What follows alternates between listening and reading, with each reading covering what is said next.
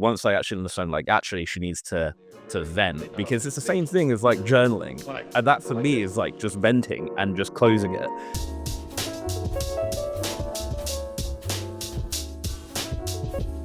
Cool. Hello, welcome back to your podcast with me, Lewis, and Sam. Hello. How's it going, Sam? Hello, I'm doing well, thank you. Doing well. I'm a bit nervous for my first day tomorrow in my new role. Is it actually starting tomorrow? I thought it was Yeah, I'm a break. No, so I talked to, I think everyone was advising it, and I think it's a smart move too. And I think it touched on what we're going to discuss in the episode today, and Sarah advised the same thing of take the break, and I wanted to. However, as things kind of worked out, it just seems to make more sense to just go straight into it because of the payroll situation. Christmas is coming. I just don't want to be I don't want to be in a position in Christmas where I can't afford stuff. You get what I mean? I understand you. I'd rather just work through it. But the company have a mandatory holiday between the 20th and the 2nd of January. So I'll get that time back. But I'm going to be working really hard on my research just the next few days. I need to be doing 1,000 words a day basically to be able to finish it by the end of the year. So I'm going to commit to doing that and just slowly kill it off. But yeah, that's basically where I'm at. I think I'm a bit stressed because I've got a few goals, let's say, to hit.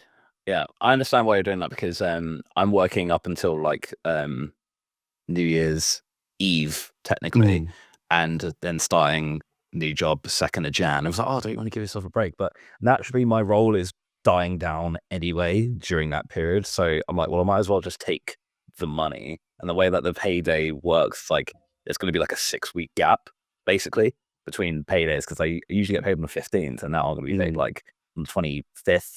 So that gap's going to feel different. So I was like, well, I might as well just work, and it's going to be quiet anyway. So it's not much stress. And am I really going to be giving that much of a fuck during that last week? No, like I'm just being real. So I might as well just do it. But yeah, dude, that's exciting. Are you? Yeah. So you're in office most week, or? So once again, we're kind of delving into what we're going to talk about in this episode. So there's a bit of a debate. So it's a change. So this office is they're based in Chelmsford and London. So my base is London, but I'll be going to the Chelmsford office every now and then. So I was sat with Sarah and I was just like, for the sake of getting in the car and then traveling down once a week, it works out more expensive to travel there and travel back once a week than it does to just go there and stay there for a week and then come back. Because the cost of electricity and charging the car, just the effort of having to drive back and forth such long distances once a week, I think like it. And if I commit to doing that, let's say every Wednesday, it kind of really messes with like my Tuesdays and my Thursdays. Because I'm basically just coming in like, oh, I'm so tired. That was a long journey back. I'm not able to like do such a long journey in London, actually like meet up with you and enjoy it and all these things. I'm basically doing a long journey of either being on a train to London and come back, which is expensive. So yeah, I basically sat and I was like, it makes more sense to do a whole week there. So do all my 4 days, 5 days, wherever it is, all my 4 days a month in one go, and come back and then just work from home for the rest of the month. And I think she's more like not a fan of being at home a week on my own, a month. And then she was like, if you add it up, it was a matter, because obviously she's going to listen to the episode. So I'm going to say no offense before I say what I'm going to say. I don't mean to upset, but like Sarah's really good with English lit and reading. I would say I'm more of like the maths person in the house. So I was really like, I would say it was rude how impressed I was by her quick calculation skills. And she was like, well, you're away a week a month, and if you add it up some, that's like 3 months a year I don't see you. And then she's like, that's not okay. And I was just like, I don't like how quick you did that, maths. I don't like how quick that came to your mind. It was like, it was instinctive how quick. She's like, 3 months a year. And then when she worded it, I was like, yeah, I hear that, to be fair. I do hear that. But hear me out. Technically, it's still the same 3 months a year. It's just not grouped up as much because I'm going to be there once a week as an alternative. But if I'm there like 2 days a week, and then I move into another week, 2 days a week there, I'm still gone for that time. But yeah, she was doing the maths and she was basically like, 3 months a year, I won't see you. I don't think that's fair. So But I think it's striking a bit of a balance. And before we go too deep, it's striking a weird balance of, obviously the P's are going up in this new experience. Obviously, the seniority has gone up for the new experience. A lot of dominance is required in this new role. And I'm going to be quite busy. Not as busy as I used to be. I'm trying not to be. But it's quite clear that it's playing a part, decision making, how I plan my week and all these things. So hopefully in this episode we can kind of touch on, ways to work around these things. But yeah, it's definitely touching on the change in my new work routine. Is definitely going to have an impact on our home life routine in terms of how we do things. And I think it's definitely something that will need to be debated quite a few times until we settle on a fair split of how often I'm in the office and how often I'm at home. But yeah, I'd say for the first few months, I'm definitely going to be doing whole weeks in that office, I'd say, just to get comfortable and then coming back. Yeah. Anyway. Yeah. How's your That's an interesting. Yeah, that's an interesting situation to navigate, because It is. to be devil's advocate or to try and see a alternative, could you do like 2 days and then another block of 2 days? So every other week you do that. That's like the perfect, in my brain, that's now doubling the traveling I'm doing in that. Yes. You see what I mean? But for me, peace of mind is valuable. Right? So I don't care if it's double. What's the saying? Everything else. What's the saying? We had a debate, we realized she was right. So yeah, it's like, so we decided. So so we have the situation, we decided to compromise, so we did exactly what she wanted to do. Arguably, we both decided we're doing what she wants to do. Yeah. And I think that's going to happen. I do think I'm going to end up doing London. Now, I think if I do that, I'll probably do London and the Chelmsford office. So I'll go stay with my mum, do London, Chelmsford, come back, have a week break, go back, London, Chelmsford, come back. Yeah, I mean, that's the best way to do it. I think it. To be fair, I mean, you haven't done it yet. I mean, see how you find it. I need to see how it's the first trial of it. Yeah, you got to test it and see how it works, because it might you might find it worse than you imagined, and Sarah might find it not as bad. It's something to test. We spent a lot of time together and see how it goes. Yes. I think having a house together has obviously played a part in, like, we spend an extreme amount of time together. Because the thing is because in Sarah's defense as well, it's then the home becomes her responsibility that week as well, and that's one that you're running away from. Exactly. It's not just the time. I'm not doing. It's you're not doing your. It's not your. You're now dropping your home responsibilities, which I understand. That's also because that's something which I would not be as happy about as well. Yeah. But at the same time, you're building and being able to provide more as a result of you doing this. So it's weighing up those things, 100%. I suppose. So 100%. Yeah, that's an interesting one to navigate. I'm trying to be as diplomatic about it as possible, because I'm trying to basically weigh up how can I be as efficient and practical versus how can I just make sure I'm because I would rather be here more often. Don't get me wrong, I'm not running away from home. I'm trying to basically force myself to take more of like what is the most practical route, and you've got to consider emotion plays a bit of practicality. I realize that we're diving straight into the juiciness of this episode and what it could be. So before I go in, I'm going to divert massively. Thai boxing, went back to my first session after having the lurgies. I'd say I smashed it. I've got a bit of a graze on my forehead here from, I don't know what happened. I think someone either headbutted me or something. But I'm loving it, dude. My fitness is top form, considering I took like a week and 2 weeks off. Went back and sparred. We did, I forgot what it's called, but we did 20 rounds, basically. It's basically, I forgot the name of it. So basically what happens is there's 3 of us. I think it's called round robin or something. That does ring a bell.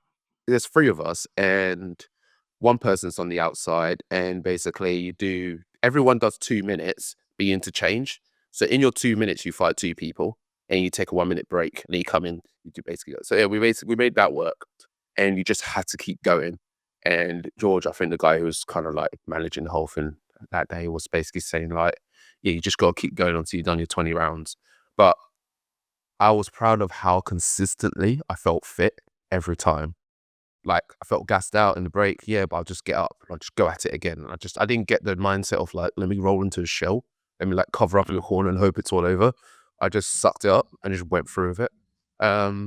Interested to see what happened next time we go, when I'm back again, because I'm going to be off for a week, obviously, because I'll be at work.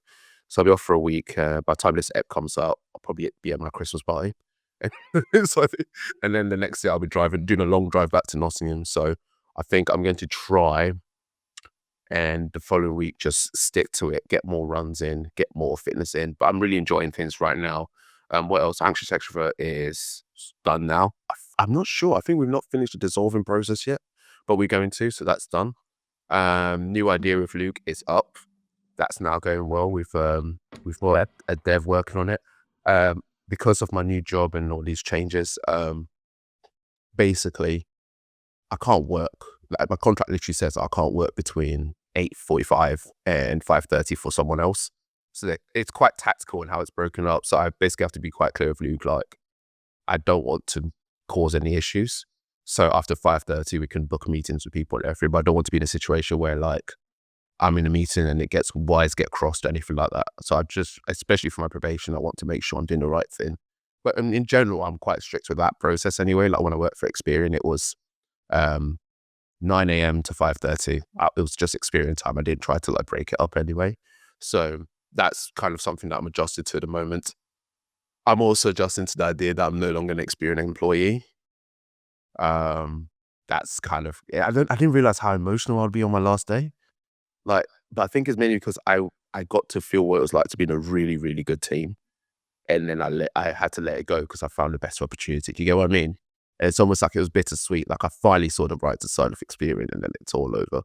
So, but I'm glad it was nice to know that everyone was a massive advocate for my job always being there for me. Am I going to chase after it? No, like I've accepted this new responsibility. I'm looking forward to it.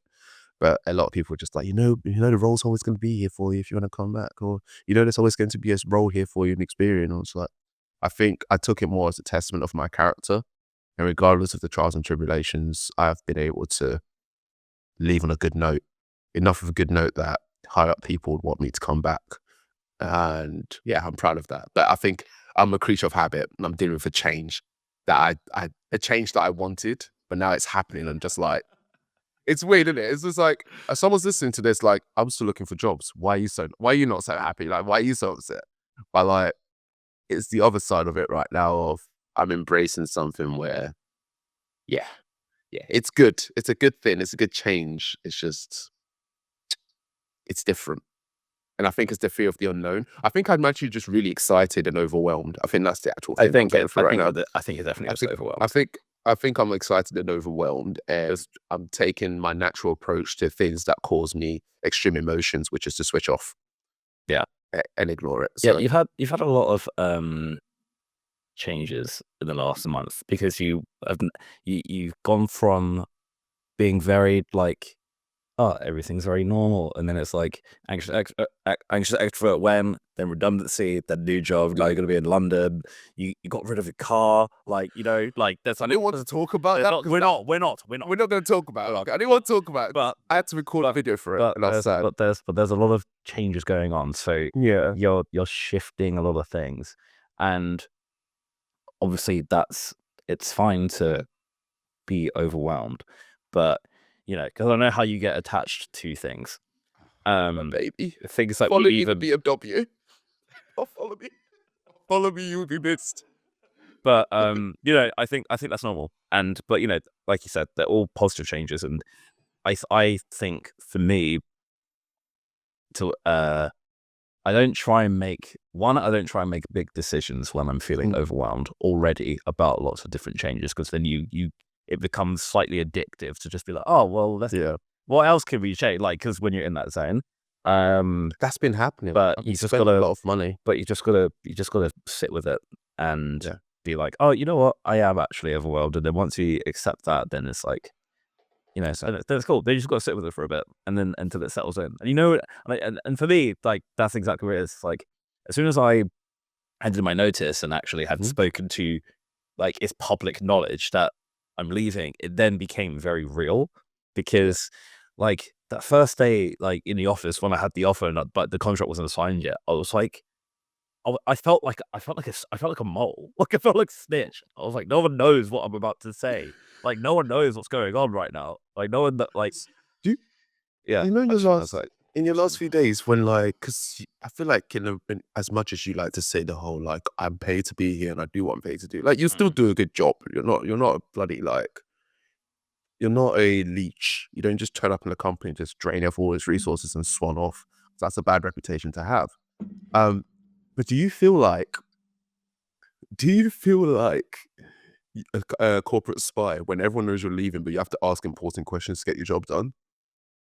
Like, so as a product owner, well, the role I've left now, the role I was trialing was product owner, and it's a lot of like technical details about the app and the features, and like to answer questions, I still have to like to fulfill my role. I basically have to ask very deep questions about it, like things that other companies shouldn't know to be able to achieve what I need to do.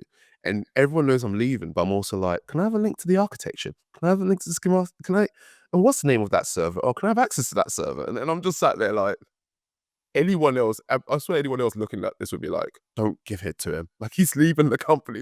And then someone would be like, yeah, here's a mural for it. I'm just taking it. And my man just sat next to you, I'm just typing away and I'm just sat there like, oh, I feel like a spy. I feel like I can't be trusted. And if I was them, I'd be like, no, you can't have it. Like you're literally leaving, you can't have it. Yeah, I feel like, yeah, that's firm. sense of authority that goes when you change your job, isn't there? No one There is. makes it what you say anymore because they're like, you're not going to be here. Why do I do? It's quite freeing though because there'll be times where I know I've done everything and it's like 4:00 and I was like, oh, I can't leave because boss hasn't left yet. But the other day I'll like, you know what? Home's going because what are you gonna do? Like really? Like I've done all my stuff. Oh my god! Like this used to be like a tete-a-tete, like Yeah. oh, but shouldn't leave because I'm just gonna go because like Facts. That's like, true. what do you have over me now? It's true. It's actually true. But anyway, dude. Tell me about you anyway. Before we dive in, and maybe use your update to segue into it smoothly. Tell me about you. Honestly, dude, I've been trying to enjoy. I've been enjoying the period of like enjoying the win. This is something because one thing which I always do, which is quite annoying, is like when I get a win, I'm like, oh yay, win, cool. What's next? Like, what's the next thing? And I've not been doing that, which is good. And I'm enjoying the period. Like, I'm enjoying the celebratory period. I'm not trying to think, oh, what do I need to do now? That kind of stuff. Like, I'm not dropping like I'm still going gym, I'm still going journaling and like therapy and all that sort of stuff. I'm keeping those things the same, but I'm staying present. I'm not thinking like, oh, what do I have to do like after I have this job? Like, what's the next thing? Because it's just not necessary right now. And the thing is, I'm trying to control the uncontrollables with what I used to do. So I'm enjoying the period I'm in right now. I've been looped into a short film, which is great. Let's say more about it. So, are you allowed to say much about these films at the start when you first sign up? I just tend not to because I want it to speak for itself. When it's all like wrapped up in the bow, then I'm like, oh, here, because things take longer than they need to, as we all know, with like applications and shit. So, that's exciting. So I'm still moving along those pieces. There are still things I need to do, but again, my priorities right now is, one is finding a place because still haven't found a place to move to, and because I like to be very proactive, but like the houses aren't going to be up until like late like December, like so that's kind of like the stress if there was a stress, but it's a good stress to have. I have positive stresses at the moment. I don't have any negative stresses, which is good. So again, my problems are better than most, and I'm sitting with that. But there's some days where I'm just like, I just want it all sorted, just so just because I'm organized, and the flip side of that is impatience. I'm very impatient, and I just want things to be fucking done, and it does irritate me if I think about it too much. Yeah. But no, dude, I'm actually all good. Like, it's actually all areas of my pie of life are like at least a 7 out of 10, which is Pie of life, remind me. so it's like, how are your relationships? How's your fitness? How's your health? How's your mental health? Like your friendships and your family, like all those areas, and like finance, like all of it. Everything's at least a 7 out of 10, which is good. So I'm feeling very well balanced for once, and it's quite nice to be in. So I'm trying to enjoy this period until one of those areas dip back down to like a 3.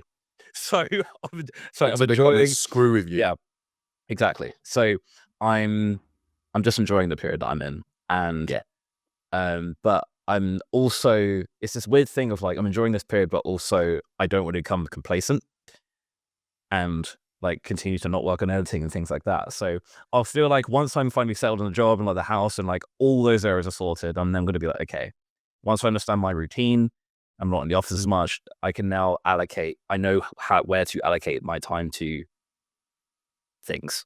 And right now, I don't really have a vision of what that may look like yet, because we don't know where we are and all that sort of stuff. I don't know what my workload is going to feel like. And so I want to be more settled first before I add on, because everything else will just fall apart.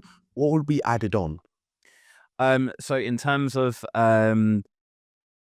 so once I'm settled into the role and I know like how my workload is going to be like with work and like how much time is needed for that, I want to become very comfortable in that before I be like, okay, I know I can add my time to edit and do company stuff in this area. So, but right now I don't know what the exact day to day is going to be like. I'm not sure what I'm going to be expecting and all this sort of stuff. So is there small risk of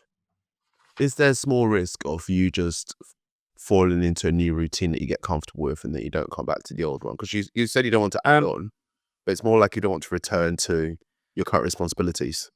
It's more like I want to know what my base is in terms of like my responsibilities. I have to do work, and then I basically want to know, when do I have time to do the extra stuff? Because in my head right now it's very rosy, but I know it's not going to be exactly how I want it to be. But I just want to know what that looks like. But again, I can't do that until I'm in it and I have my house sorted and all that sort of stuff. So I just very much just want all those things sorted. I want to know what my week by week looks like. So yeah, I'm looking forward to it though, because I know I'm going to have like an office space now, because that's where I'm going to be like majority of the week. And that's going to be, it's going to be nice for me, because I'm not as accessible to, salespeople tapping me on the shoulder every 2 seconds. So I'm looking forward to that part of my life, to be honest. But yeah, man, no, it's all good. There are some things to sort, but all positive things. But good. But yes, today I want to deep dive back into relationships. And one of the things which, now that we're both out of a difficult period, it'll fix itself. Bet fix itself. I look blurry like a thumb. Okay, I'm back. Right. Now that we're both out of a difficult period, I've been reflecting a lot on the support system. In other way of saying, like, our partners, your fiance, and how to navigate those periods of like when one of us or even both of us are going through it, and how to kind of navigate that. And I think it's slightly different in our circumstances, or in these. I want to very much focus on like these circumstances, as opposed to like very generic, like, oh, they really like words of affirmation and say like, oh, cheer up and things like that. I want it to be very specific to, I'm stressed the fuck out and I'm worrying about life. Like, it's very much that. And it's things that I haven't really, not saying that I've Googled absolutely everything, but I haven't really seen it come up before. And it's things that I think your partner can add micro stresses without them necessarily realizing. Yeah. And you could probably relate to this a lot. So in the period where I was like, I fear I might lose my job, And London's stressing me out financially and things like that. And obviously, naturally, in relationships, you plan and you think, what are you going to do? And what things would you both like to do? And it's usually a very, very fun topic when both of you are in that mood to talk about it, right? And sometimes those topics are rough. You already know where I'm going with this. It's like I'm going to tiptoe over some hot coals today. one of the things that I noticed, and the thing is, I didn't even notice that it was stressing me out. But and I only caught onto it one day when I was trying to be like more self-aware of my emotions and how it's actually affecting me. But it's like, if I've had a really shit day at work, or I'm thinking about like I'm in that period of like I'm stressed, and Rosie could send me like a link to like this holiday. Oh, doesn't this place look nice to go to? We should go there, right? It's literally it's harmless, right? We all do that. But when I'm in that mood and thinking, oh, I need to be able to do this and all that sort of stuff, I was like, these talking about holidays and making these plans all in my head and thinking of how much this is going to cost me. I can't afford this.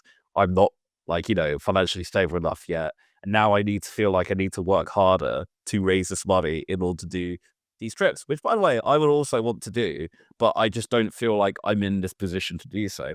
Yeah. And I remember like, it's not like oh my God, like now you stress me out. It'll just be like a little thing.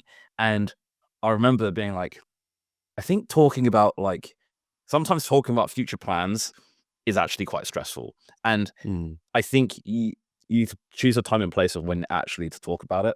And the thing is, I even did this, I actually was on the other side of it the other week where, Rose and I decided we're going to move out of London to Haywards Heath. And we also started talking about like, oh, what house we want to buy, and like, oh, do we travel and things like that. And she was like, this is actually starting to stress me out. I was like, oh shit, sorry. But the thing is, this is all off the back of me getting a new job. And I was like, oh, all of a sudden there's all these choices of things that we can do. Yeah. And it was my lack of self-awareness in that moment of actually, let's just do that. We already discussed this one big change. We don't need to then think about what other changes we could do, which is why I was saying earlier, it can be addictive to be like, oh, we could also do this now. We could also do this. It's literally that. It's like, you need to stay grounded. This is why I hate. This is why I hate like what's your 5-year plan? I hate. I hate. I have a 5-year plan. Right. I think it should be more like, I don't think it should be a 5-year plan. You should have a 5-year compass, a general direction of where you want to go. Because if you have a 5-year plan, like Sam, a year ago, just over a year ago, we didn't have the podcast. You didn't have this other business that you're starting on. Like, you know what I mean? Like, there's so much that goes on. There should be a general compass of where you'd like to be, but a 5-year plan of saying like, oh, in 2028 or 29, this has to happen. I think it gives a lot of stress. I'd say, okay, I'll meet you in the halfway. I don't have a word for word exactly what I want to be doing. One, you to actually have exactly what I want to be doing, but it's more 5-year milestones. So by this point in my life, I want to have achieved this. By this point in my life, I need to have achieved that. It's not I'm going to make sure I've got this role by this point, because I'm not I think role titles and stuff and all these definitions, they're all arbitrary. The outcome you want is more money or more. It's usually more money or more authority or both. It's very rarely everyone dreams of becoming head of product. You just want to do what head of products lets you do. In some other company, it might be head of innovation. It's still a different role title. You know what I mean? So I have like guidelines of what I want to achieve. And I'd say that it's very easy to start speed running them when big changes like this happen. And it's what I don't like is, when the changes come in of like, oh, let's say we've always been looking forward to buying a flat. And all of a sudden my money's up now, so we're going to buy a house, right? Or let's say I just want a small car, but all of a sudden my money's up now. So, I mean, I'll probably be the one advocating for getting a Ferrari than cheap. So it would be, but like, it would be those kind of pivots. It's almost, I'm sorry, I've just realized I've interrupted you massively, but yeah, it's almost like it feels like a selfish attack from someone else of like, don't you get what I'm going through? Like, don't you see I'm stressing out? Yeah. And it's always like, they don't see it that way. But yeah, I think on the 5-year plan part, just to close that off, it's like, it should be written in pencil, not ink. Okay, I hear that. You should be flexible about it. I hear that. and not be like, oh well, we are supposed to be doing this at this point. It's like that's just not how it works. It's so easy to say when we're doing good. Like, Lewis, we're doing good now. We got great jobs now, but that's it's easy. It's easy to say when like you're ahead of a plan. When you're behind the plan and someone says that to you, you're like, you shut up. You shut up with your down talk. But it could also very easily go because of redundancies. Because now you're more expensive. You're more expensive now. That means you're easier to get rid of. My lifestyle be like inflation. It never goes down. Yes, that's true. But I think one of the things which I wanted to discuss is basically navigating those periods of turbulence where one is the turbulence, and I think there's two things that I think need to be, or like two or three, more so two. It's like the love languages for someone who is going through that period. Yeah, I think are really important to understand, and also the communication. Because for me, for example, I think you've even seen it happen. It's like I have Rosie to be my accountability manager to tell me when to sleep and when to eat. Right? Because if it's like, I think you're being like, because I can trust her to be like, listen, you haven't slept or maybe not eaten properly, and this is why like you're being stressed what up. does your wristbands do? So, but it's true. But it's really, but the thing is, I sometimes ignore it. But the thing is, the whip doesn't have a nice space to tell me, oh, you need to like. The whip sometimes makes me mad. They sometimes Rosie's one whoop update away from losing that job.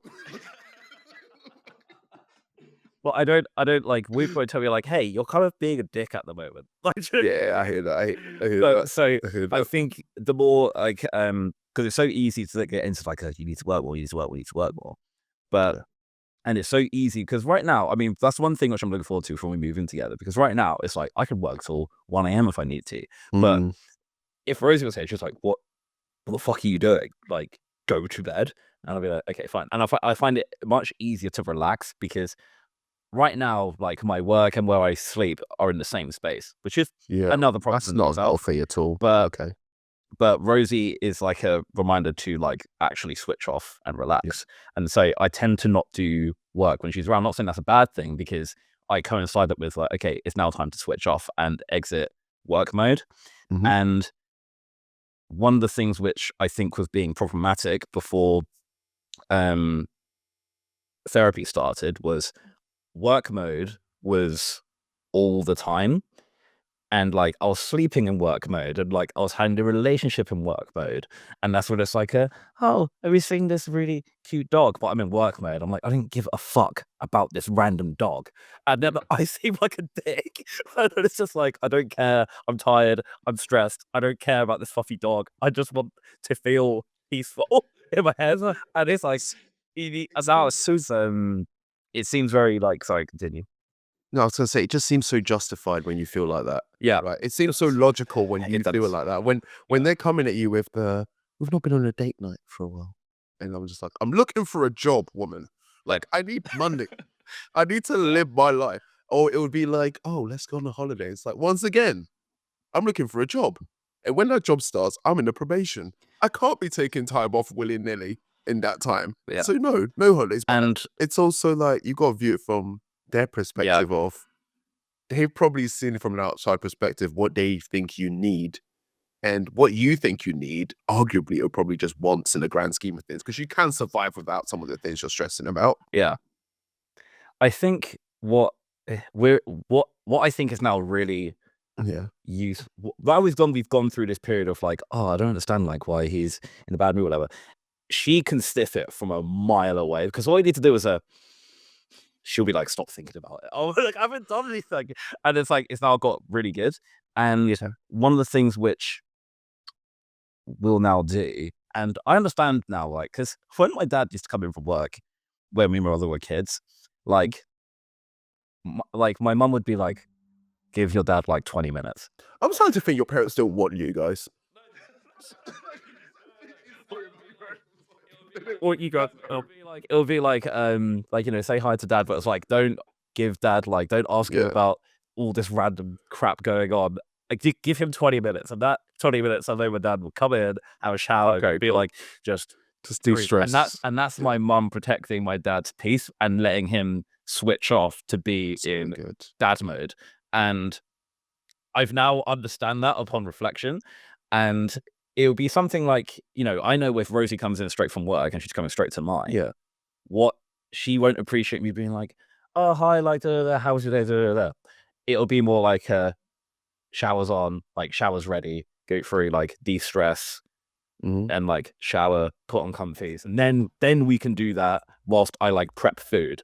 It's not like it's now time for me to barrage you with affection because I need that because I've missed you. It's not about my needs at that moment because you've been in work all day. Do you know what I mean? So it's understanding those like, so for me, it's those like acts of service. That's where acts of service comes in.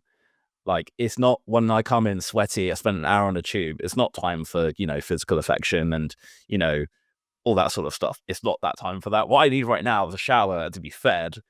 And then I can have that. I now have that space and I've now switched off to kind of just said something earlier about your parents that pinged something for me. And it's around, I was making a note of it just then. I was listening. But I was just making a note of something just to make sure I didn't forget it. You said something about how your mum just knew that your dad needed his space or his peace. And I think it's something that we all assume that our partners should know of us, or we assume. Actually, I'll say it this way: we all assume our partner should know of us. Like, I assume Sarah should just know when I'm having a bad time, and she should just understand that I need space. And I feel like, how long have your parents been together? If you don't mind me asking. like 30 plus years. Okay, I feel like people see their parents live that standard of life of like, if arguably maybe if you're in a healthy home, your parents aren't like chasing each other with knives and stuff, and your dad isn't going for milk and not coming back. The storylines are different, right? The storylines are very, very different for different people. But I'd say arguably a lot of people in relationships see their partner as, you're my special person that should be able to know when I need a space. Like, when I had the birthday rant and I was upset, like, how did Sarah not know I was upset? Or because during this whole like job search experience, like, there's many times where she said stuff like, it's made me think, oh, how do you not know what I want? But arguably, I'd say it's similar to, when I had said about, I hate it when I'm going through stuff and then people like ask me to do stuff for them. And it's almost like, don't you get that I'm going through stuff right now? But then I've not actually told them exactly what I'm going through. I'm assuming that they understand that I'm busy all the time because I'm a big deal. And I was wondering, when do you think your parents, if you do know the answer, if you don't, it's fine, but when do you think that switch flicked, or when did that, that grow into the current state it's at, where they kind of just look at each other and it's like, I get that you need your space right now. Do you think it was instant, or do you think it's gradual? I don't even think so. I think it becomes like nature after you've been with each other for a certain amount of time in order to understand, like, what your partner's going to need after that particular period, even if they realize that they don't think that they need that right now. Yeah. Do you know what I mean? And I'm not saying Rosie and I are at the, oh yeah, we have that 30 years of marriage experience of where we understand, but I do understand where certain needs are going to build before they arise. It's kind of, do you know what I mean? I do. I feel like young couples, we still play pretend. Like we did at school, where you have like your wife from primary school, you get married at lunchtime, you play pretend you got home. I feel like everyone plays pretend until a point where pretend becomes the real world because you've done it for so long. Yeah, and it's not like, I'm not bashing my relationship. I'm not saying I'm playing pretend I don't care about Sarah. There's certain things you do in a relationship that you assume is the right thing to do. Just naturally assumes right because you see everyone else do it. Yeah, right. Going on a date, like all these things, you just assume the right thing to do. And you see some other couples do it and they seem so happy to do it. And you're kind of sat there like, we're sat here with like businesses we want to run, work responsibilities, education, all these things we want to do, whilst we're still trying to play this game of, look at us being all happy, look at us doing all these things together as an awesome couple. And I feel like people do that in hopes of what they're pretending to have sometimes, which is a really happy life, when it's probably something that you naturally grow into, and patience plays a massive role in doing that. It is probably, I do see it as, it's something that if you're very strong willed, or if you're very independent, it's something you have to suffer through. in search of that later on happiness of being with that special someone. You do have to suffer through having to make way for someone else's needs and wants. You have to suffer through. You basically have to like train yourself like a pet into being a good partner. I think what's quite good is like, for example, if I'm in evidently like a shit mood or something bad has happened, Yeah. right? What I think your partner, what you should do for your partner, or either way, is give the person the love language that they need, not the one that you would want in that Yeah. situation. For example, I know if I've received bad news, let's just say job rejection, because that happened a lot. Mm-hmm. Now, for me, I actually would just want to sit with the news for like half an hour, stick on TV, and just be pissed off, then talk about it. Yeah. Right. Now, I would say Rosie's initial reaction would be to be like, "Oh, are you okay?" Like, try and talk about it and things like that.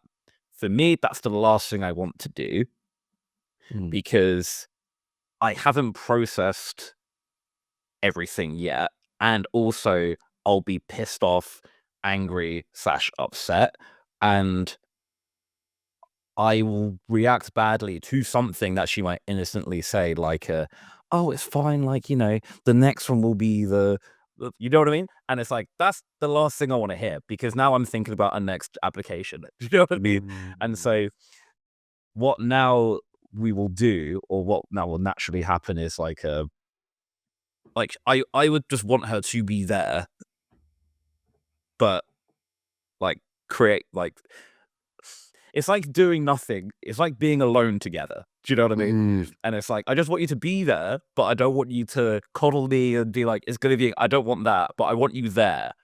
Just in case. Just And then be present. there, You don't have to say stuff, just be there. you don't have to say anything.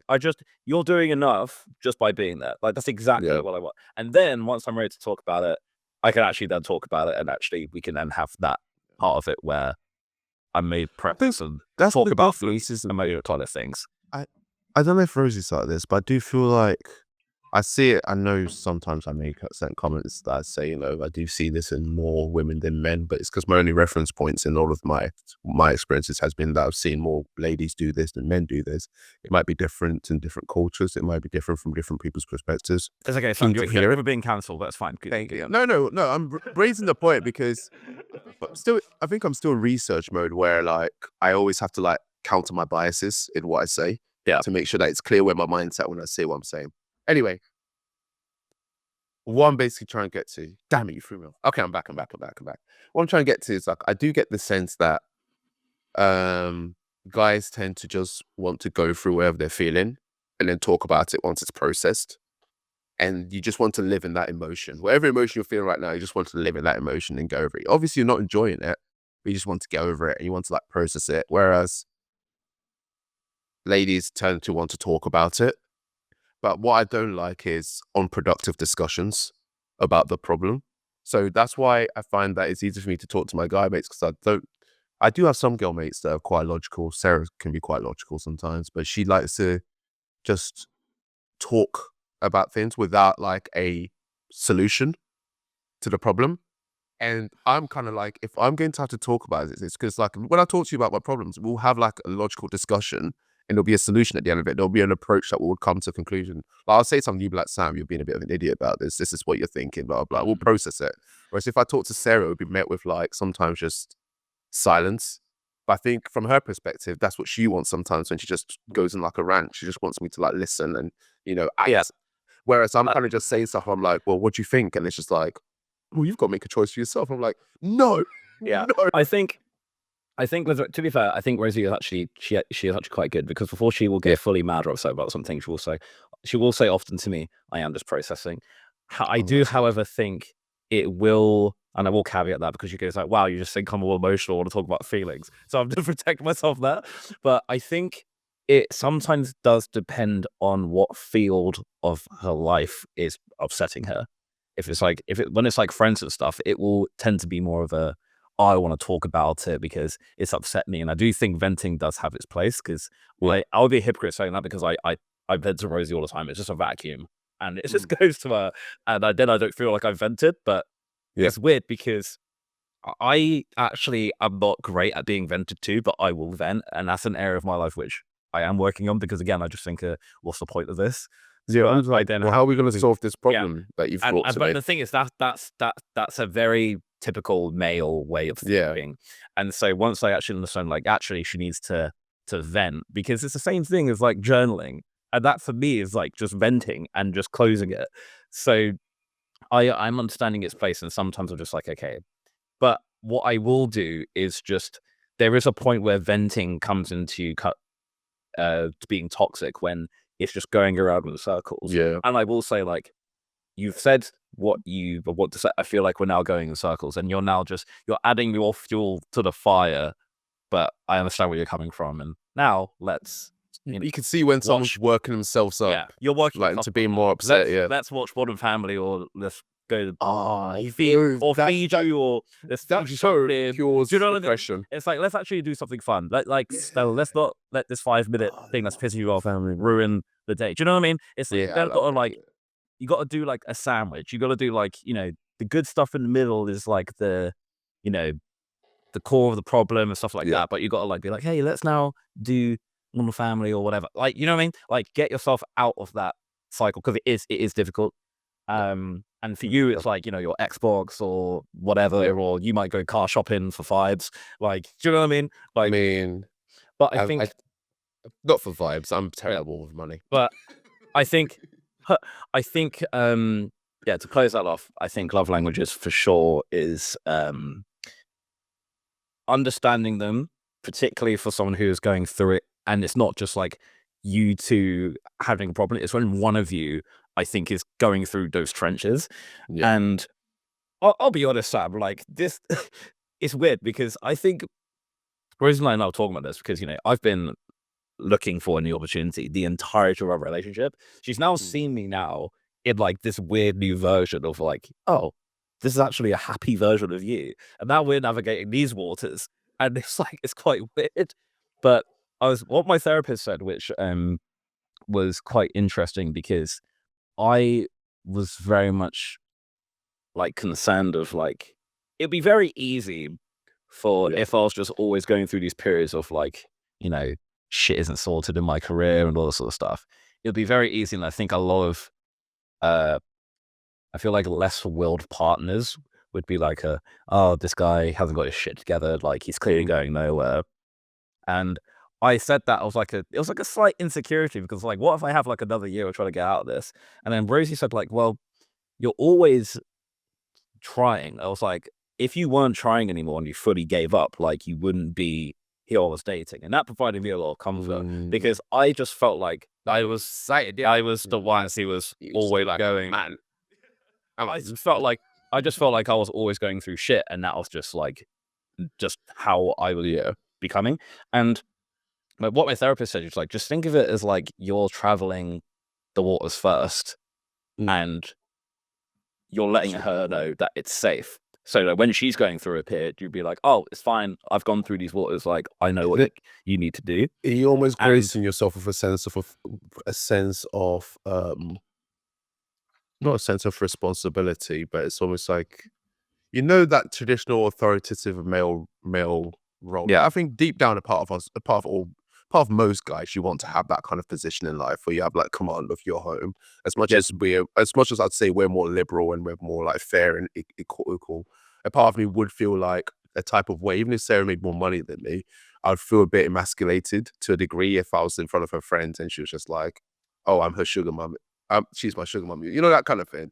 So it's almost like your therapist. It sounds like she gave you a way to reassert to yourself that there is some kind of masculinity here. Like, I'm taking the risks so I can tell you what it's like out in these streets. That's basically what you're saying. Yeah. And you know what? It actually did help my way of thinking. The thing is, I never have thought of it in that way because when I hope, I pray that, Rosie never goes through a difficult period like that. Yeah. And I hope that when that time, if it does ever come, I'm able to be as supportive as she was for me, because she didn't know what I was like. Because she was like, I haven't had to deal with someone being like trying to go through this for like 2 years. So I don't know. Yeah, but I just think that was just something I just wanted to bring up. But I think Yeah. as well, what I had learned is also that, which comes with the, oh, I understand what you need at this moment is like just communicating. And it's like, even like just communicating was on my mind. And the thing is, it was like, it was never just one thing, which was very frustrating. It was like, oh, what do you think about? It's always like these 5 different things at once. And she'll just be like, okay. And they'll be like, so that's what's on my mind. And then it kind of helped. The symptoms are Yeah. very much the same of when I'm stressed about something, because I'll usually just be I'll just be breathing through my nose a lot and just like doing deep sighs and be like, what's wrong? I'll be like, nothing. And then it'll be like, and I think it's very funny because I watched this Trevor Noah clip, and before he assesses if he's actually still pissed off or upset about something, it's like, have you been fed? Have you had a good meal? Have you had enough sleep? And have you had enough water? So, and in particular now, like, even if like, Rosie's done something that might have upset me, am I actually upset, or is it something that I'm just lingering on to because I haven't slept or I haven't had water and all that sort of stuff? Once I've done all those things, am I still pissed off about it? Most of the time, it's actually actually, no, I'm actually fine. I think I was just working myself up about this one thing. But if I'm still thinking about it after all these things, then it's probably something which shouldn't like stay in here, and I should probably like talk to you about it. So, and I think that's the same. That's not just for like relationship stuff. I think that's the same of anything, because usually one of those 3 things will fix it in your head. In the You approach it.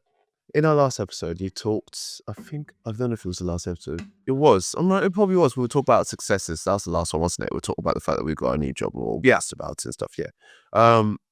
And I think one thing we touched on was about young entrepreneurs having to balance multiple responsibilities, because we don't live in a day where, houses are as cheap as they used to be. And maybe in the grand scheme of things back then, cost of living was also different. So maybe it didn't feel as cheap as it actually was, whatever. Regardless, the general consensus was people should consider balancing multiple income streams before they delve into entrepreneurship. And I think when you're in a relationship as well, it feels like an added responsibility. Well, I definitely felt like that. But the sometimes still feel relationship, like that. Yeah, of like, you've got your work, you've got your business idea, you've got a relationship. There's lots of things that you've got to upkeep, and a lot of the first 2 things in many ways are selfish within their own rights, right? It's all about me. It's all about me making my money. It's all about me coming up with a business idea. Unless your partner's a part of it, right? And then you have your relationship, and then they want to maintain that happiness. They want to maintain that structure. And when your partner's kind of doing the part of making sure that that's healthy, they'll come to you with criteria, just like your boss will come to you with like a list of items you need to do, just like your business has requirements that you need to fulfill in a week. Your partner comes with the requirement of that job, which is, we need to do a date night, we need to go on holiday, we need to let's cook some food together, let's go for a walk. And for someone like me, because I see everything as immediate, I see every request as it has to be done now, or it will never be done. But also because of how my brain is structured, if I don't do it now, I probably will never get it done. To be honest, it will just flow into like a cloud of maybes, and I'll just let it fly away. So I feel like I have to action it now or never. And because of that, when I'm going through that stress of like business, work, research, all these things, and then Sarah coming and be like, oh, let's go for a meal, I'm just like, do you not see what's on my table? Do you not see my table is full? And you want to just add that plate in? Or it's like when you wash it, the best way I can describe it is, you've been washing dishes for 2 hours, and then your mum just comes and puts another plate in.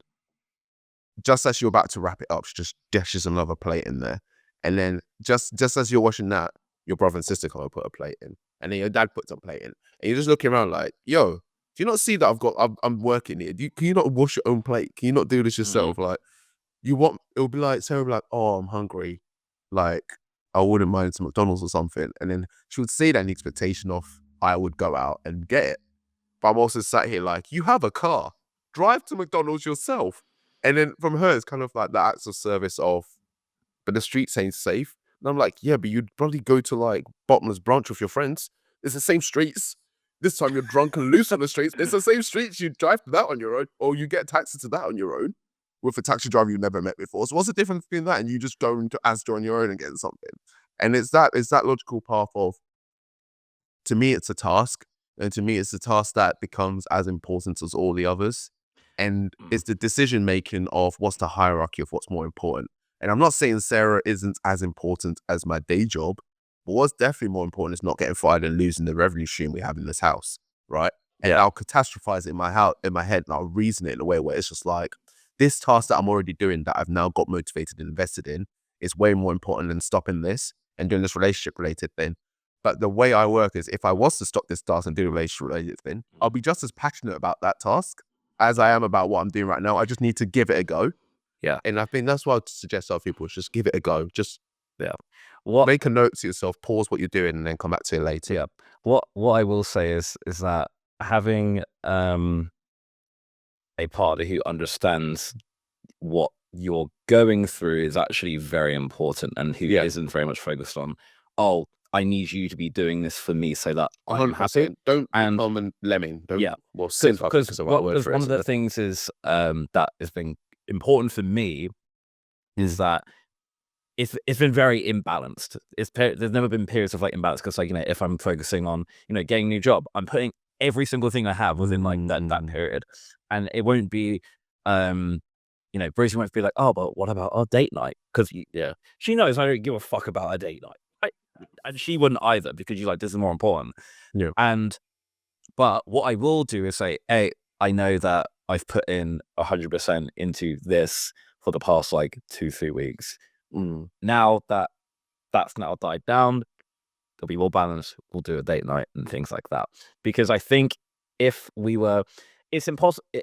I don't like the idea of, oh, you have to set this date night every week, and if it doesn't happen, then the world's going to fall apart. It's a great ideal. However, life doesn't work that way.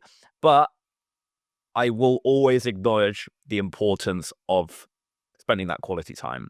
And sometimes, and the thing is, quality time is the most it's the most expensive thing, right?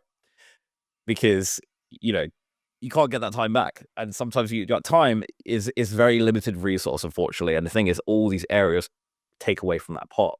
So when there are those periods of like, you know, and it has been like that for the past few weeks, it's been like, okay, it's been very busy. Like, you've been busy, then I've been busy, and sometimes the calendars just don't align. Like, it does happen, and you might not have a date night in like 2-3 weeks, and you know, then what I noticed, and Rose is gonna laugh at this, is that when we haven't spent quality time for like a few weeks, because like, you know, she's been busy, I've been busy, and then it's, you know, then she's away for work, then I got a date with the boys this day. Like, she'll send me a lot, she'll ask me like a lot more like reassuring questions, like, oh, are you okay, and like all that sort of stuff.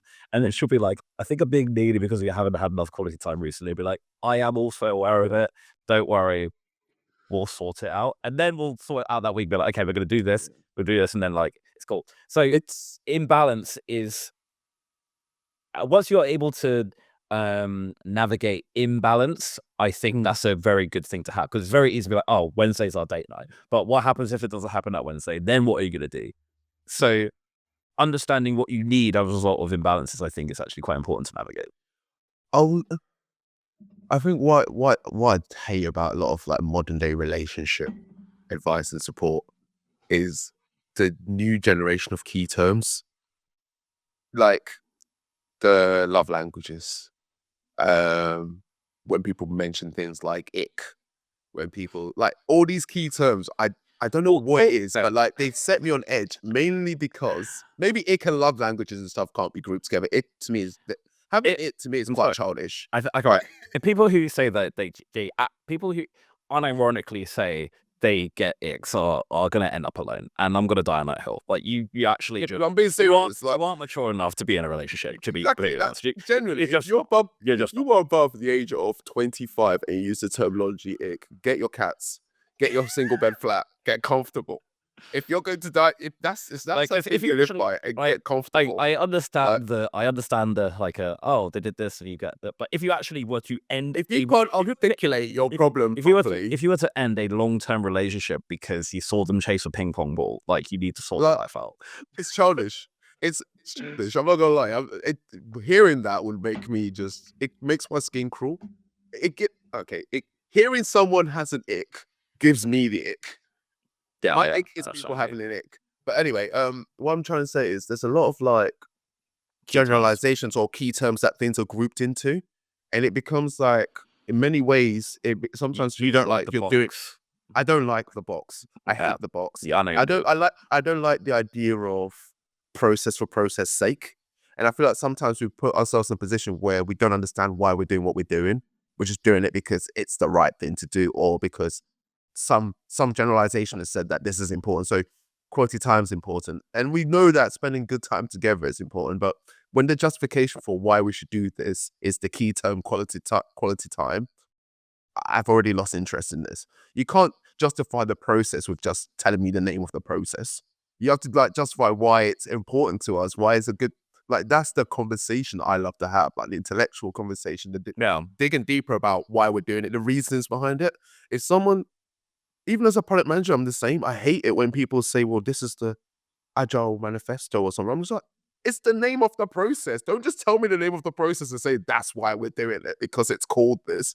It it it jars me. And I just stress me out. So I struggle to reason with that kind of logic, and I need to understand like use simple words. Whether you want to talk about feelings, wherever it is, just talk about what the problem is we're trying to solve.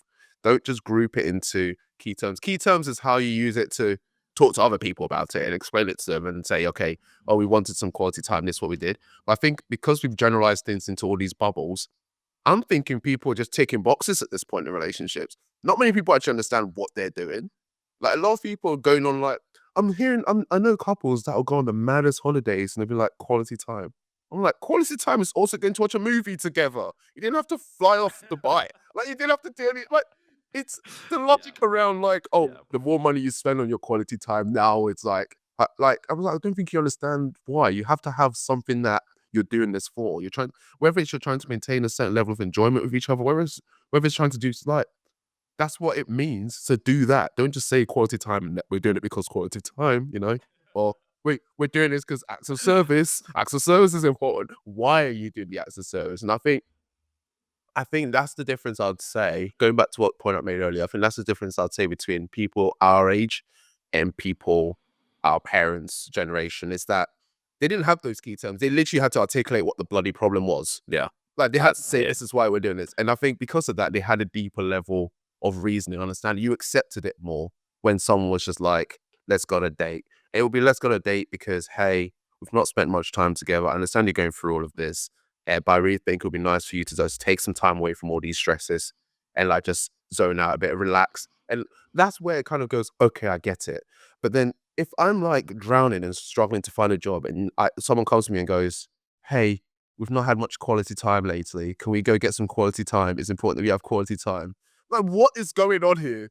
This is just sounds like a distraction from the fact that I need to find a way to make money. So, not that Sarah does that. Sarah doesn't do that. I'm just using that example. Before I get put in a spare bedroom for the next week. I do not want that. The bed is Quality time by yourself. Enjoy your quality time. Let me explain this to you. But yeah, I think that's something that needs to stop. We just need to. I think Key term is there to categorize it, not to explain. I think it's a good blueprint for to be devil's advocate. I think it's a good blueprint for someone who doesn't have any sort of EQ or has quite a low EQ. I would argue if you've got low EQ, maybe you're not ready. Yeah, probably not. But at the same time, it's like I think, yeah, I do hear what you're saying, but I think again, it's like it's actually communicating those things, and like we're not mind readers, and Exactly.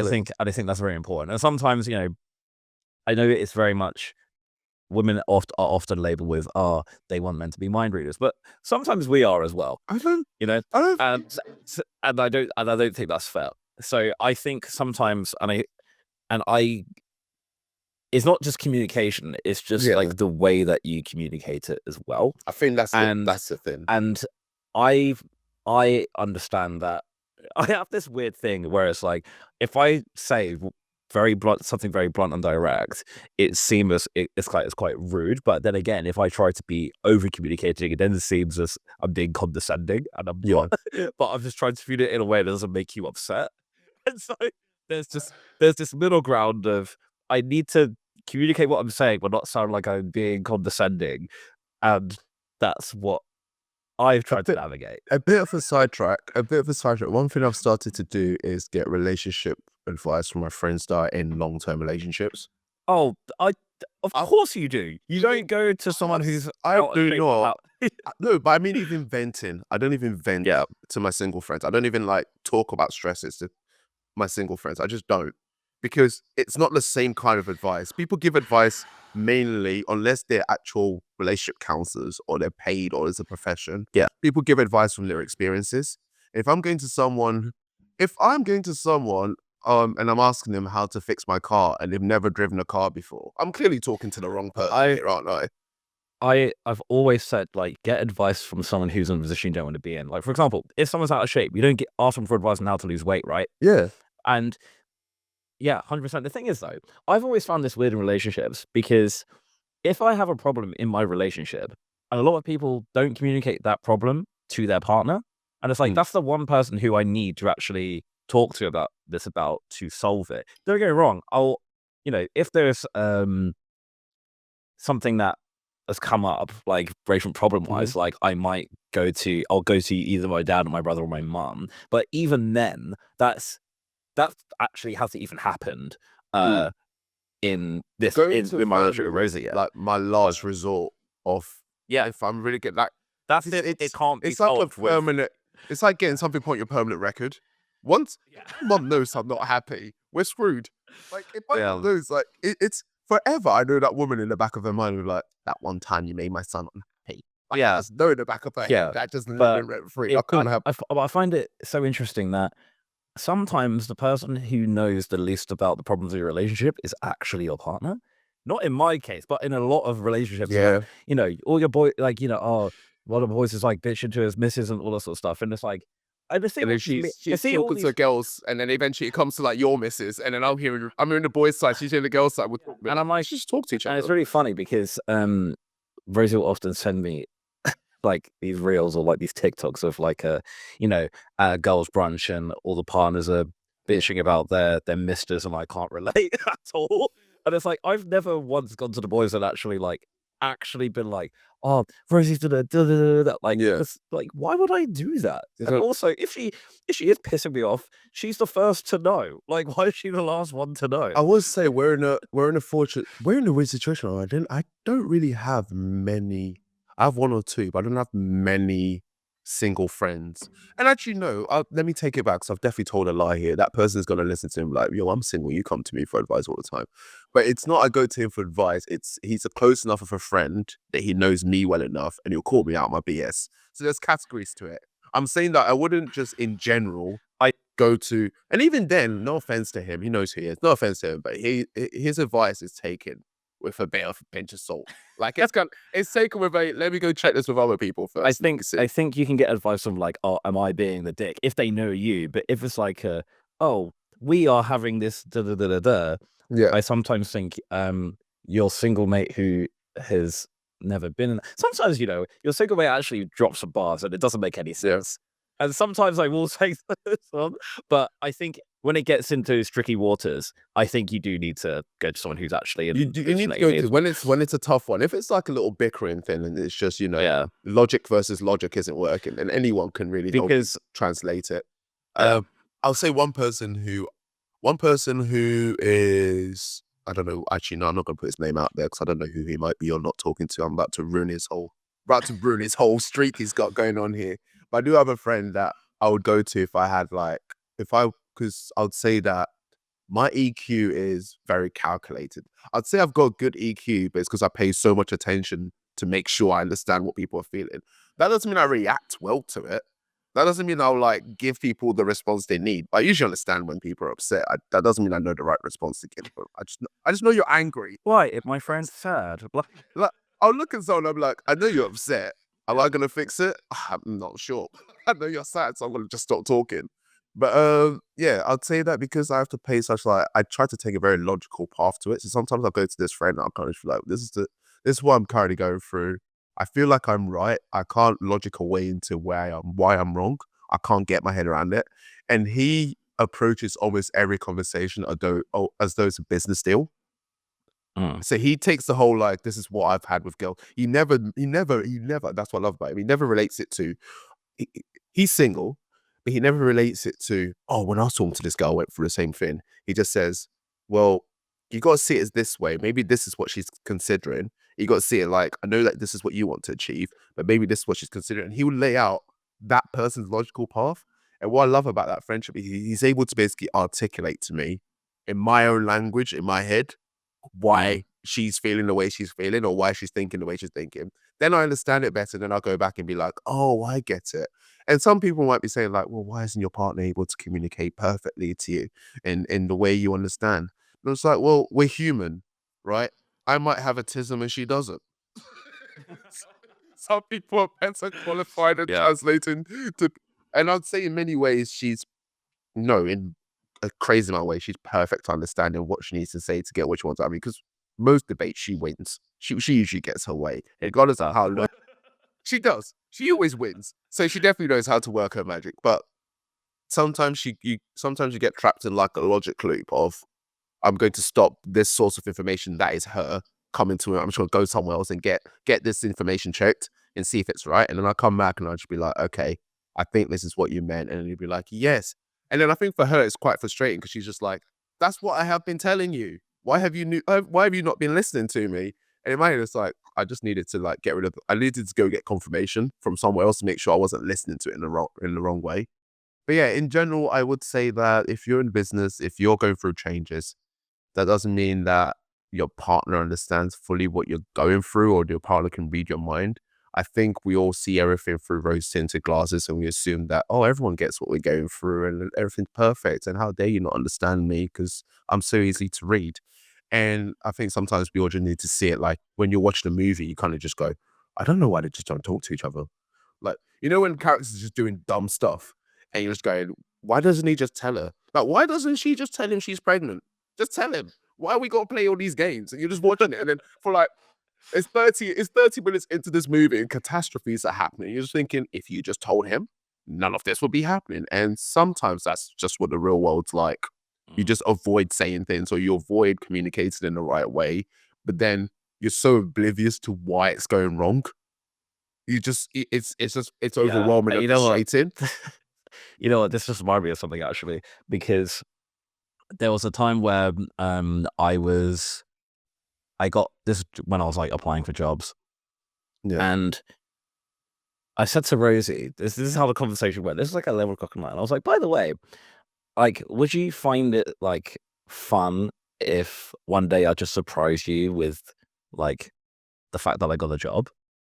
She was like, no. And I was like, oh, why not? She was like, well, you're going to find that really stressful period and I'm not going to know what you're going through. So I want to know what you're going through. And it's like, although you might not want to tell me in case it's another rejection, I need to understand everything that's going on in case I say the wrong thing and accidentally piss you off. And I went, oh, well, I have an interview in 2 days. But she was like, is this why you've been stressed out? And I was like, yeah, no, you make valid points. Okay, that was a really shit idea. Because I was sick of saying like, oh, got another interview. Oh, you know, and I was sick of just telling her everything going wrong. And actually, I actually needed to. So yeah, that was just some idea on my part. Bad, doesn't it? And yeah, and so she was like, that's a terrible idea. Like, you need to tell me.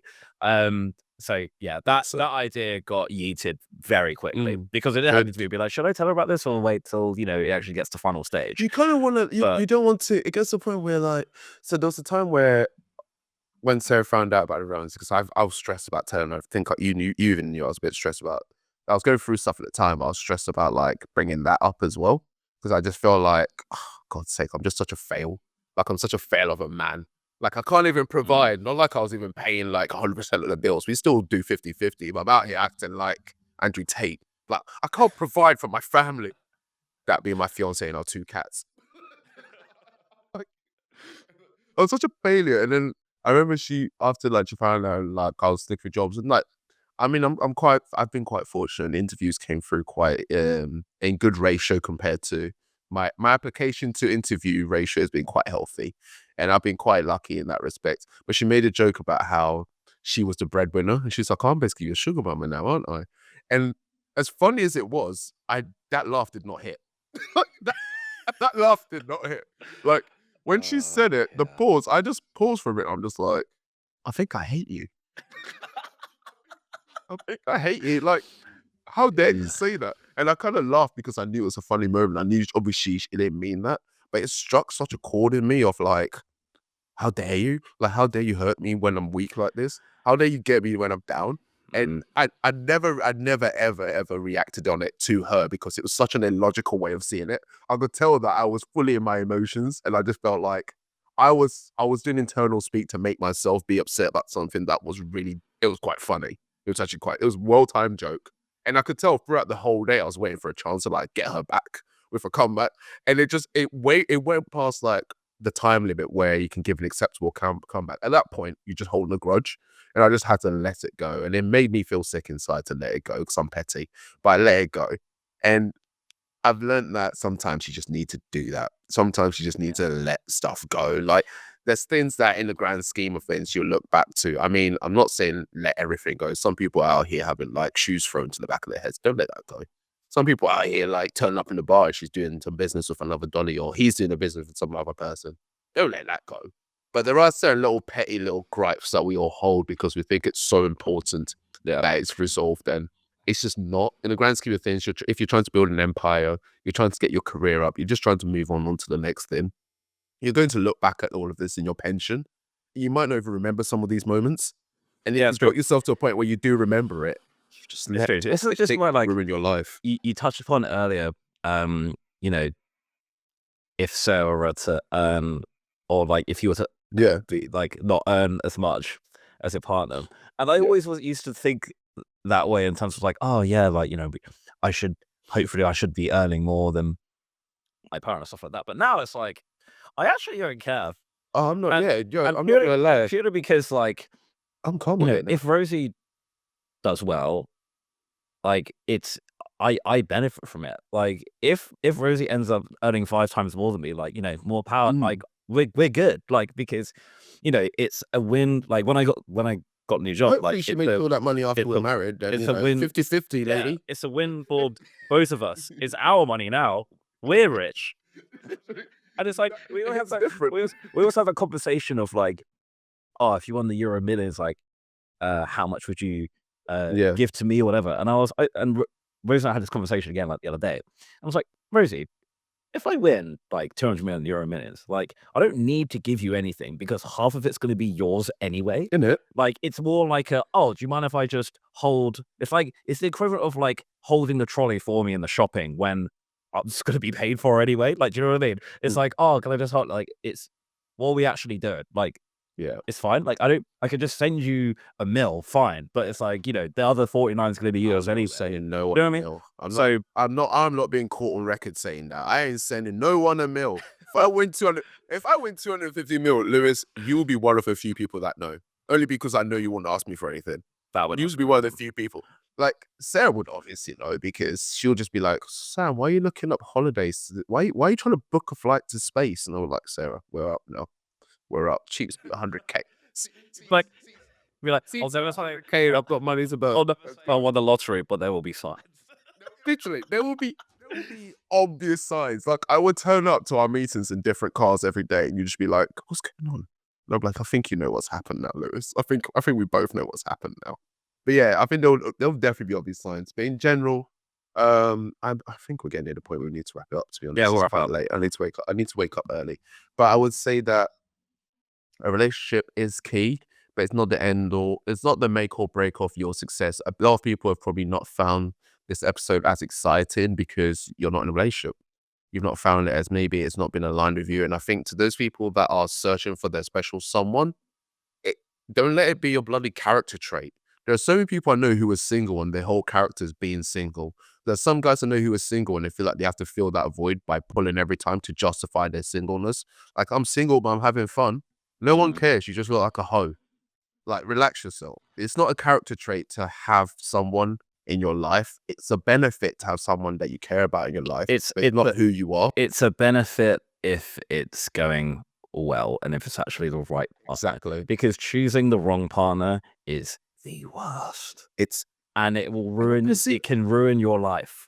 Like the it opposite literally is can ruin your life. And the the thing opposite is, is people who hyper focus on having the perfect someone, yeah, and they stay single now because they have their criteria is impossible. 100%. Like I look at this criteria and I'm just like, you don't even fulfill your own criteria list. I can't lie to you. I wasn't that bad, but I was getting those tendencies, and then I had to G-check myself and be like, wait, this is actually It's stupid. ridiculous. And Like, you'd be like, oh, what he doesn't earn as much, or oh, this one time he worked in retail. You'd be like, oh, I'm not sure if that. But Yeah. what are you doing? what I would say is that to those who are single and might be thinking like, oh, who is the right partner? Yeah. What I will say is this, and this is actually, I'm not saying this episode is advice, by the way, it's just navigating our experiences, but this is the advice. It is, we're better than you. All right. I'm joking.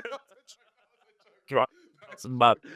We'll say this, your partner is, in my books, an extension of yourself. Yeah. Right. So you shouldn't tolerate anything from your partner that you wouldn't tolerate yourself. Like, if they're, cussing to like your in-laws or some shit. Like, if you won't do that to your in-laws or whatever, like you are the benchmark. If your partner matches that benchmark or surpasses it in other areas, which is great, I would say that.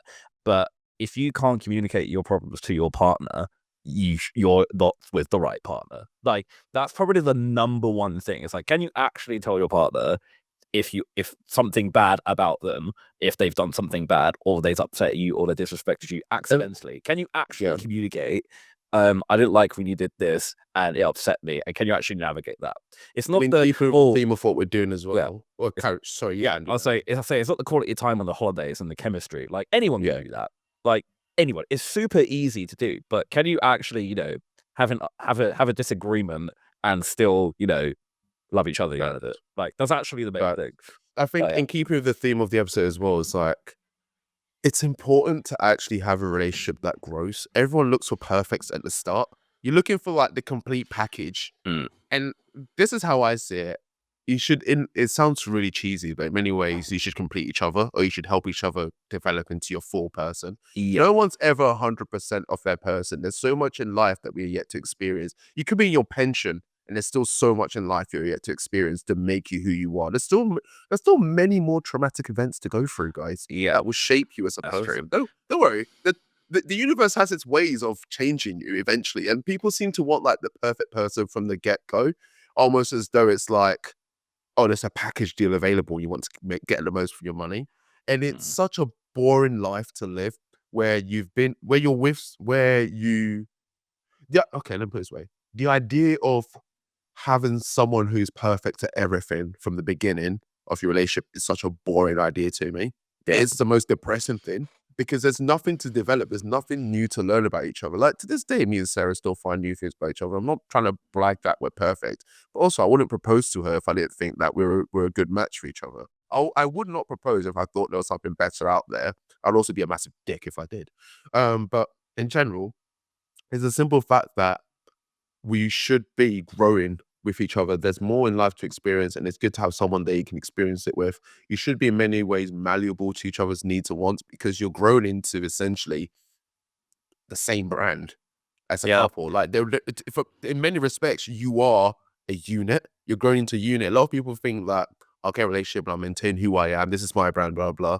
Good for you, but then are you in the right relationship if you're basically actively trying to stay as separate people? You're actively trying to make sure you're basically single. You both have in all other respects. Yeah, you have to mold. Absolutely, because like the one is built. It's not found.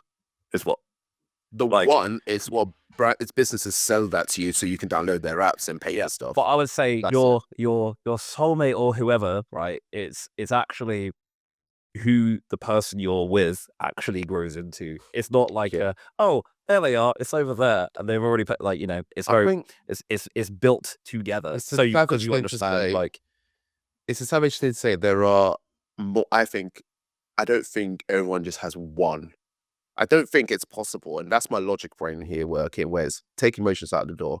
We're nearing 8 billion people. I think we've gone past 8 billion by now, surely.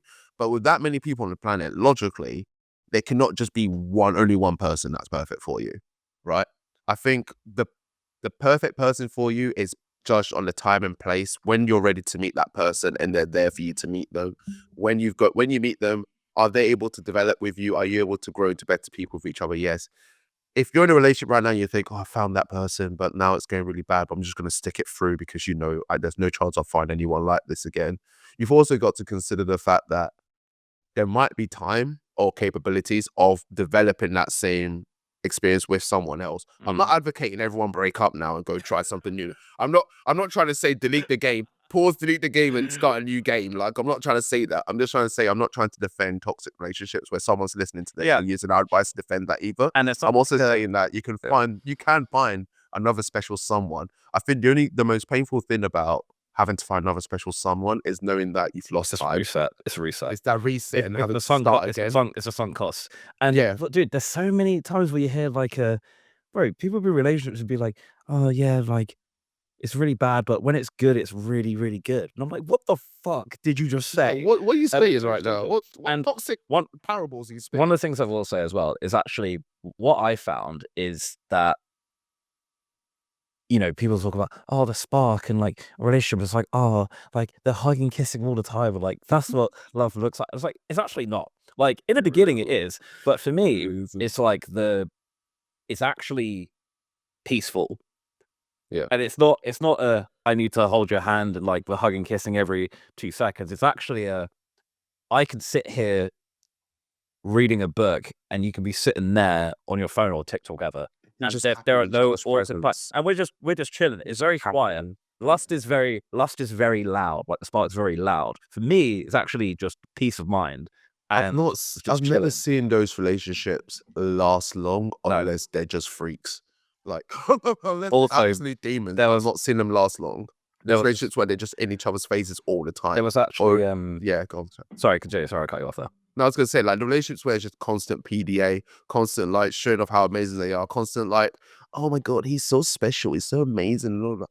They are throwing plates at each other at home. I promise you. Yeah, it's not that great, and it's not great. To jump on that as well is that there was actually a study that couples who keep on posting each other on social media, and their social media is just, oh, my partner this, and they're doing Instagram stories of, oh, love of my life, and they're literally side eyeing you in the story. No, but to be fair, Sam, you're not that bad. I'm not going to put it up. I'm like every single day. I'm saying like every single day you're posting about oh my god, the amor, whatever, and you're not even Spanish. Like it's like they're like there's a study that these couples are so fragile.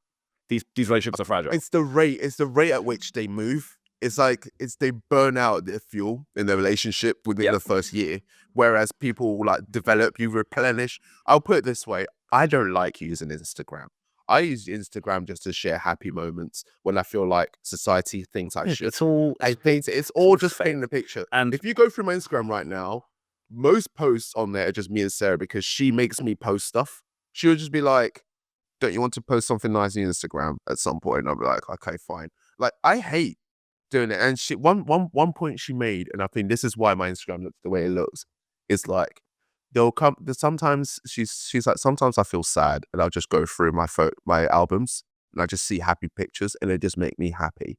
And I think she's like, wouldn't you want to be able to do that with some like Instagram or something where you could just go through it? And I'll be like, fair enough. So my Instagram is basically a depiction of like moments that I want to be able to look at one day and be like, oh, that's nice. And I share it with everyone because I kind of want everyone to know I'm still alive. No, like I'm still happy.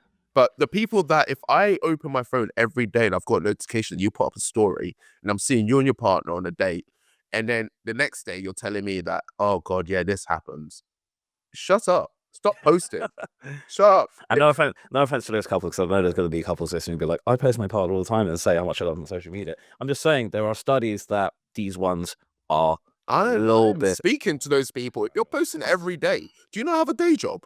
Yeah. Do you not do other things in your life other than just always be in each other's spaces? Like, if you feel the need to show off your relationship that much, I feel like When it's just not even phase. When it's the first few months, I'm like, we'll give them their pass. Like they're enjoying it. They're like, I remember when I was there. But don't say I found my future wife on social media when it's like 6 weeks out, because you're at high risk of having to delete that post and everyone will remember. No one believes it. Everyone is saving that post just so they can look at it when it goes wrong. Oh, you'll be roasted in the boys group chat. Just don't do it. Just don't do it. And we know because we've seen it happen live. I've seen Manlam get roasted for these types of posts where it's just like you don't want to have to go back and delete too many posts because it's when you open up, because guys are savage. When you open up, you're like, oh, yo, we broke up. We're like, she was the one, yeah? She was the one. Gonna get married forever, yeah? Oh, how did that work out? Like, what do you say before a ring? Dick. Put it all on red now. No, I'm being serious. Oh, bro.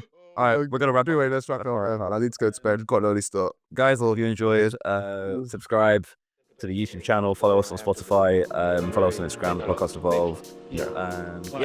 See you guys in a bit. Take care. Okay, guys. Love you. Bye.